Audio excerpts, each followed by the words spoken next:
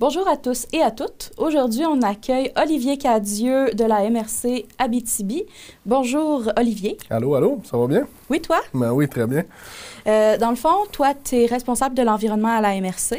Oui, on m'appelle conseiller en environnement. Conseiller en environnement, Oui, c'est bon. Puis, qu'est-ce que tu fais exactement comme travail? Ben là, tu vois, mon mandat de conseiller en environnement est divisé en deux tâches, je te dirais. La première tâche, c'est bien entendu tout ce qui a trait à la gestion de la matière résiduelle. Et l'autre volet de mon emploi, c'est être coordonnateur des tables GIR. Ben, de la table GIR de l'unité d'aménagement 8651. Ça, c'est vraiment l'unité d'aménagement forestière qui est sur notre territoire de la MRC d'Abitibi. Fait que on l'appelle la table locale de gestion intégrée des ressources du territoire. Et ça, ben, c'est de la concertation avec tous les acteurs sur le territoire, les utilisateurs aussi, le ministère et nos exploitants forestiers. OK. Donc, c'est ça, on trouve des terrains d'entente pour permettre à tout le monde de bien jouir des possibilités forestières, de la forêt, de la nature et en même temps joindre ça avec, bien entendu, l'exploitation. C'est intéressant, je vais garder ça en tête. Excellent. Mais aujourd'hui, on est là principalement pour parler de la gestion des matières résiduelles. Oui. Puis là, j'aimerais que tu nous expliques c'est quoi une matière résiduelle. Par exemple, si je prends ma pinte de lait, les vides, je les rince, je le mets au recyclage, est-ce que ça va être considéré comme une matière résiduelle? Oui, effectivement. Dans le fond, moi, je te dirais qu'une matière résiduelle, c'est tout objet ou aliment ou outil de base qu'on va utiliser à tous les jours et que rendu à sa fin de vie, quand, bon, par exemple, ta pinte de lait, très bon exemple, quand elle est vide, bien, qu'est-ce qu'on va faire avec pour justement éviter de l'enfouir ultimement dans les sites d'enfouissement? Bien, c'est de la recycler. Fait que, oui, là, on parle de matière résiduelle. Ça fait que c'est tout ce qu'on ne veut plus utiliser pour X, Y, Z raison et qu'on veut y trouver une deuxième vie, par exemple, ou au lieu de l'enfouir, ben c'est ça, de le mettre au recyclage. Fait que, par exemple, aussi les canettes en aluminium, les bouteilles de vitre, etc. C'est un coup que le contenu est vidé, ça se retrouve dans nos bacs de récupération. C'est bon. On a parlé de ça tantôt avant l'émission. Je voulais aborder les 3 RV qui sont utilisés par la MRC, les municipalités, pour diminuer la quantité de déchets. Peux-tu nous expliquer un peu c'est quoi ce sigle-là?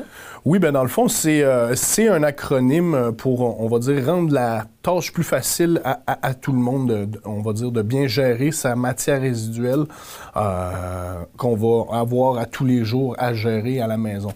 Donc, les 3 RV, le grand principe revient à avoir 3 lettres, dans le fond 3 mots qui commencent par R. Donc, on a bien entendu le principal là-dedans, c'est la réduction à la source, c'est-à-dire vraiment c'est de se poser la question, nous comme consommateurs, est-ce qu'on a vraiment besoin de cet item-là ou de ce produit-là. Je te dirais un exemple facile qui me vient en tête quand on parle de réduction à la source, bien, je te dirais, si tu aimes manger des amandes, bien, est-ce que tu es obligé nécessairement d'aller chercher le pot en plastique qui vient avec tes amandes ou tu peux faire le choix d'aller dans des épiceries qui offrent le vrac et d'autres boutiques comme on a en ville ici avec Écolo-Vrac qui permettent d'acheter des produits de consommation en vrac et là, nous, on a juste à apporter notre propre contenant. Donc, on évite à ce moment-là de générer un contenant de plastique en l'achetant, par exemple, à l'épicerie.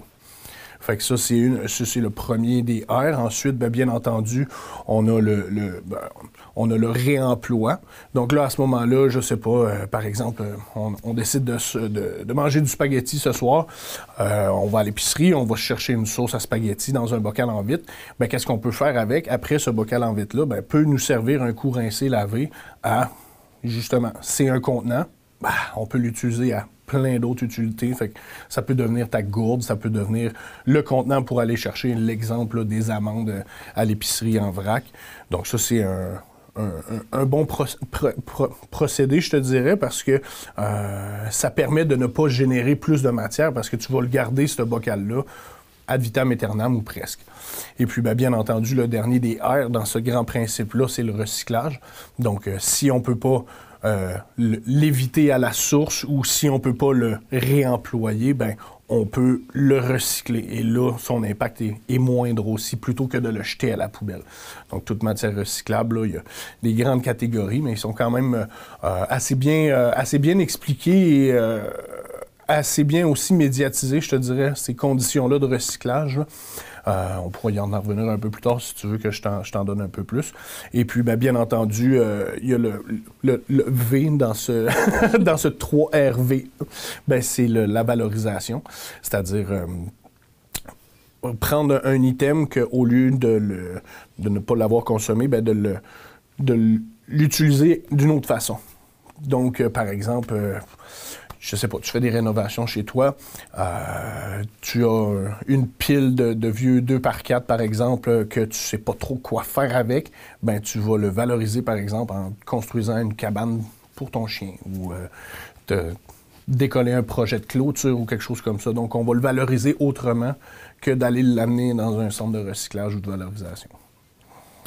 C'est un peu ça. Puis, tu me disais aussi que tu avais d'autres exemples en tête. Exemple, les 5R, qu'eux autres viennent de zéro déchet. Ça aussi, je te dirais, c'est des grandes méthodologies pour faciliter la vie à tous les citoyens, à tous les consommateurs, donc à tous nous autres. Un se vaut pas nécessairement plus que l'autre, je te dirais. C'est vraiment dans notre capacité d'en retenir ces petits trucs-là mnémotechniques pour se dire, OK, j'ai-tu vraiment besoin d'acheter ça aujourd'hui, par exemple? Ou, je peux-tu l'acheter en vrac? Ou, à la fin de vie, je vais le recycler. T'sais. Oui, de toute façon, les deux reviennent sensiblement au même. C'est juste pas tout à fait le même mot, puis pas exactement dans le même ordre, mais c'est exactement le même principe. Là. C'est ça, exact. Fait que moi, je te dirais que tous ces principes-là se valent parce que ça nous aide comme consommateurs, ça nous aide comme citoyens à bien gérer notre matière en fin de vie, finalement. D'ailleurs, un citoyen qui voudrait, par exemple, se mettre à composter plus, on en parlait tantôt, des fois, certains disent « j'aime pas l'odeur, je veux pas m'impliquer là-dedans ». Qu'est-ce qu'il peut faire pour vraiment diminuer la quantité de déchets qu'il produit? C'est sûr que je te dirais que c'est des habitudes de vie à prendre. Vraiment, nous, on est là aussi, je parle comme nous, les conseillers en environnement et autres qui travaillent dans ce domaine-là de la gestion de matières résiduelles. On est vraiment là pour aider le citoyen et, comment je pourrais bien dire ça, essayer de lui rendre la tâche la plus facile. Fait que si vous ne savez pas quoi faire avec, je sais pas moi, tu donnais la vieille peine de lait tantôt, mais mettons un 2 litres de liqueur, qu'est-ce que je peux faire avec? On le sait maintenant qu'il y a de la consigne qui existe pour ces matières-là, mais ça n'empêche pas que si, par exemple, tu n'as pas le temps de te rendre au dépanneur pour échanger ta consigne, tu peux très bien la mettre dans le bac de recyclage parce que ce plastique-là est recyclable. Fait que je te dirais que pour réduire notre, on va dire, quantité de matière générée résiduelle par citoyen, c'est vraiment à tous les jours, réfléchir à nos actions puis comment bien les poser. Puis on le sait, il n'y a jamais personne de parfait. On l'a vu, entre autres, je te dirais, avec les grandes arrivées, justement, des bacs ou les collectes à 3 voies. Fait qu'au début, les habitudes, c'est très difficile à prendre, comme le recyclage, c'était très difficile au début, il y a quelques années de ça. Fait que c'est le même principe un peu pour le compostage, où là, tranquillement, on voit vraiment qu'il y a quand même un engouement là, auprès des citoyens pour réduire, comme tu dis, la quantité de matière qu'ils vont ultimement enfouir. Donc, toutes ces grandes sphères-là de recyclage, compostage, ça fait en sorte que quand on embarque dans ces habitudes-là, on réduit considérablement, finalement, la matière enfouite, ultimement, dans nos lieux d'enfouissement technique. Là. D'ailleurs, on voit, on a fait tout ce qu'il fallait, tout ce qu'on pouvait. Par exemple, on a une peinture, un petit reste de peinture. On sait qu'on peut pas forcément mettre ça dans les égouts ou jeter ça à la poubelle. Non, donc, on va se rendre à l'éco-centre. Et comment on sait qu'on est rendu là, qu'il faut vraiment aller à l'éco-centre? Bien, je te dirais que l'éco-centre, c'est vraiment aussi un autre outil qui a été développé vraiment dans les dernières années par presque l'ensemble des municipalités, partout au Québec, je te dirais. C'est des sites où les matières résiduelles très spécifiques, comme justement tu viens de me nommer, les restants de peinture, bien, on peut penser aux batteries, on peut penser aux ampoules, on peut penser aux imprimantes. Écoute, la quantité on va dire d'objets de consommation quotidienne fait en sorte que les éco-centres sont là pour nous aider à se dire, OK, je veux pas enfouir mes vieilles batteries de char. Bien, je vais aller consulter mon éco-centre à savoir si effectivement ils peuvent accepter ce type de matière-là. Et généralement, la réponse va être oui. Donc, on se rend à l'éco-centre. Bien entendu, on essaye à ce moment-là, comme quand on fait des voyages pour aller, entre guillemets, à la dompe, bien, c'est de faire un croche par l'éco-centre puis aller exposer la quantité de matière et les types de matière qu'on va retrouver soit dans notre véhicule ou dans notre remorque.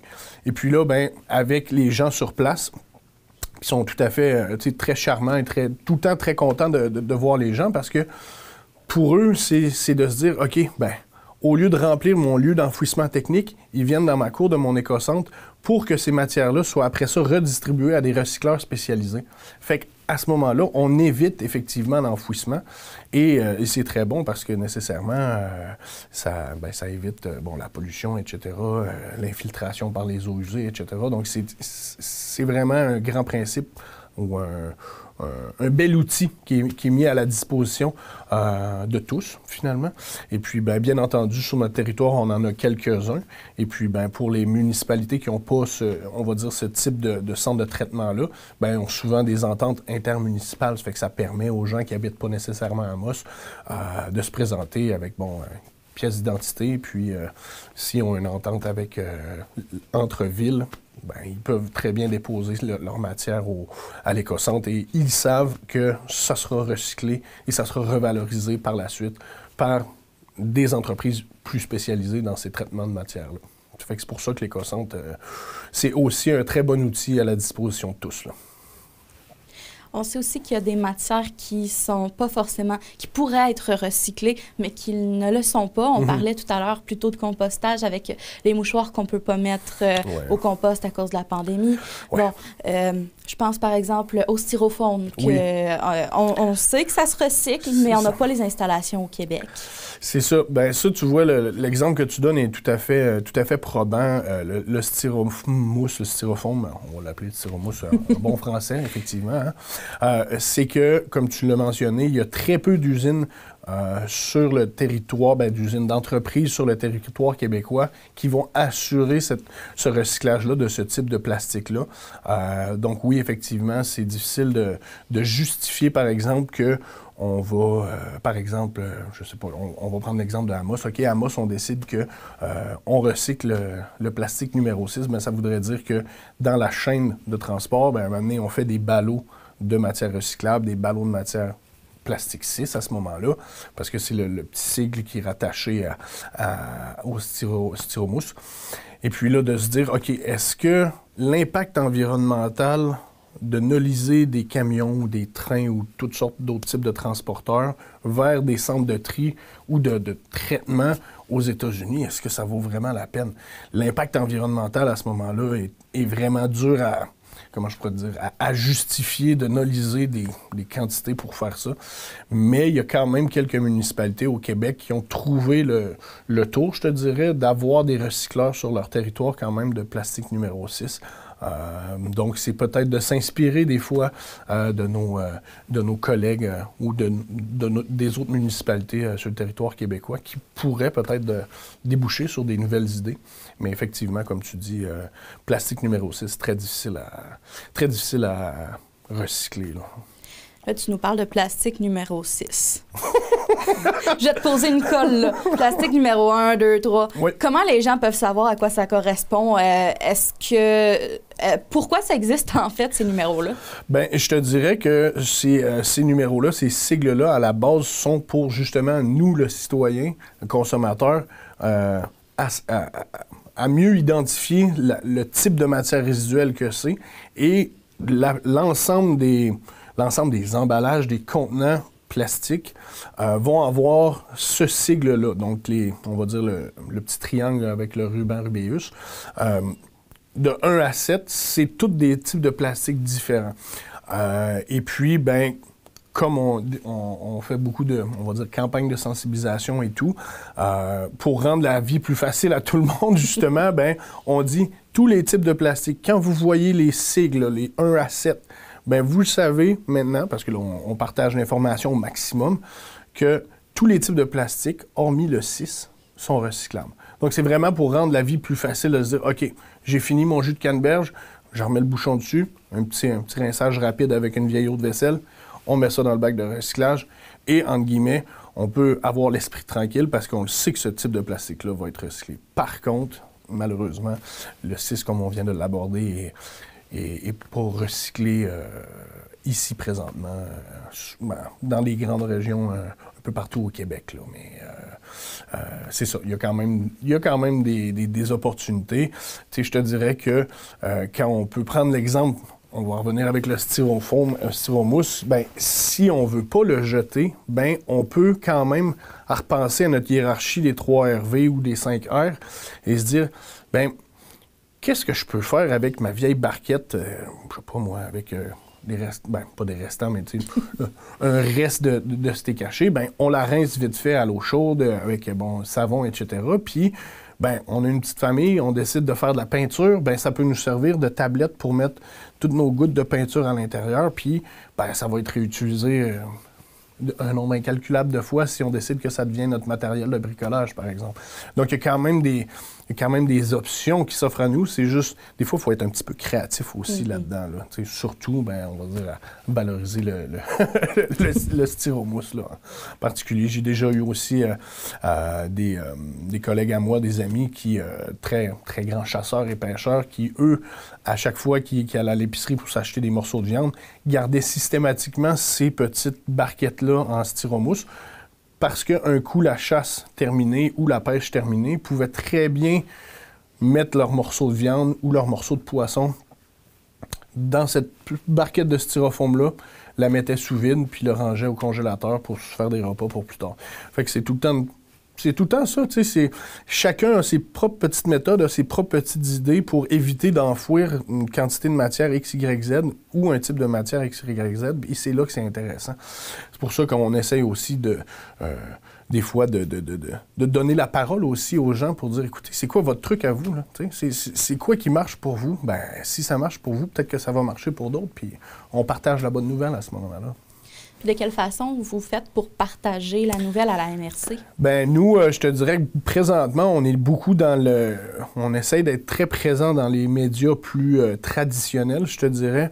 Donc, on a eu quelques campagnes radio, entre autres dans la dernière année et l'année passée, où justement le compost municipal est arrivé. Donc là, on a axé beaucoup sur des grands trucs à donner aux citoyens. Pour bien réaliser leur compostage à la maison. Donc, oui, on a utilisé, bon, c'est ça. Aussi, on utilise Internet, nécessairement, avec Facebook, qui est encore très présent. On s'est aussi posé la question à voir si on n'allait pas utiliser les autres médias sociaux qui sont en vogue présentement. C'est pas une chose impossible, mais je peux pas te dire si un jour le conseiller en environnement de la MRC va débarquer sur TikTok pour faire des trucs spéciaux. Je pensais exactement à ça. Tu vois, à ce moment-là, je suis pas sûr que ça va arriver, mais on essaye quand même d'être très, très général. Fait qu'il y a aussi des campagnes avec le nouveau média, l'affichage numérique Bao Média, qui est arrivé dernièrement. Peut-être en même temps que moi ou à peu près, ou ça faisait peut-être quelques années qu'il était sur le territoire, mais en tout cas, quand j'ai vu qu'il y avait ce type d'affichage-là médiatique, ben, je me suis dit, pourquoi pas aussi combiner nos efforts de sensibilisation, de partage d'informations avec ce média-là. Puis là, bien entendu, aujourd'hui, on est ensemble, donc là, c'est aussi un autre média qu'on a utilisé. Et puis, c'est ça, radio, journaux. Beaucoup de présence sur Internet aussi. On a notamment là, le site Internet qu'on a appelé le Bottin Vert. Ça, je te dirais que c'est un outil formidable qui a été développé juste avant que j'arrive, dans le fond, par mon prédécesseur, si tu veux. Lui, il était coordonnateur à l'environnement.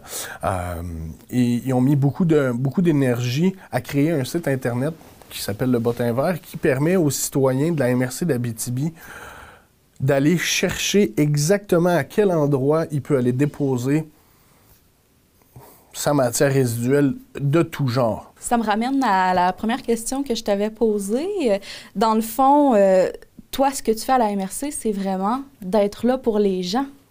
Oui, bien effectivement, comme je te le mentionnais, effectivement, au travers de l'entrevue, on est là beaucoup pour les citoyens, effectivement, beaucoup on essaie d'être le plus présent possible de toutes les manières possibles. Donc, comme je te disais aussi un peu tantôt, si les gens ont des difficultés avec l'informatique, etc., ils peuvent très bien nous rejoindre par téléphone. Fait que oui, on est là pour donner la meilleure information possible à tout le monde, nos citoyens et aussi nécessairement nos entrepreneurs et les grandes entreprises sur le territoire. On essaie beaucoup d'être dans l'accompagnement pour les aider parce que des fois, c'est pas tout à fait évident pour eux non plus. Hein, c'est pas juste une petite maison qu'ils ont à gérer comme matière résiduelle à la sortie. Donc, on essaye effectivement d'être très présent et de les accompagner dans leur démarche parce que, je sais pas moi, la quantité de carton qui peut sortir d'une épicerie ou le plastique qui peut sortir des grands centres d'achat, etc., souvent, c'est embêtant de savoir, coudonc, qu'est-ce que je peux faire avec ça? T'sais, on ne va pas arriver et leur donner juste un petit bac de recyclage bleu roulant.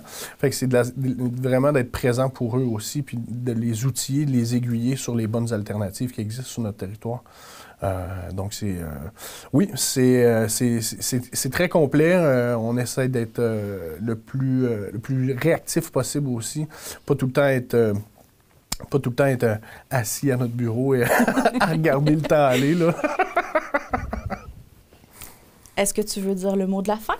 Ben oui, écoute, je pense que c'est important pour tout le monde de bien poursuivre les petits efforts qu'ils font quotidiennement. On le sait, c'est pas tout le temps facile, c'est pas toujours évident. On est là pour vous accompagner, mais il ne faut pas oublier que c'est ça. Toutes les petites actions comptent, et puis c'est la somme de ces petites actions-là qui fait en sorte qu'il va y avoir de véritables changements et, ultimement, une grande diminution de l'enfouissement des matières résiduelles. Une étape à la fois, comme on dit, une nouvelle habitude, ça prend un certain temps. C'est ça, exact. Fait que vraiment, je vous encourage à poursuivre au bon coup nos citoyens du territoire de la MRC d'Abitibi. Merci beaucoup, Olivier, d'avoir été là aujourd'hui. Merci, ça fait plaisir.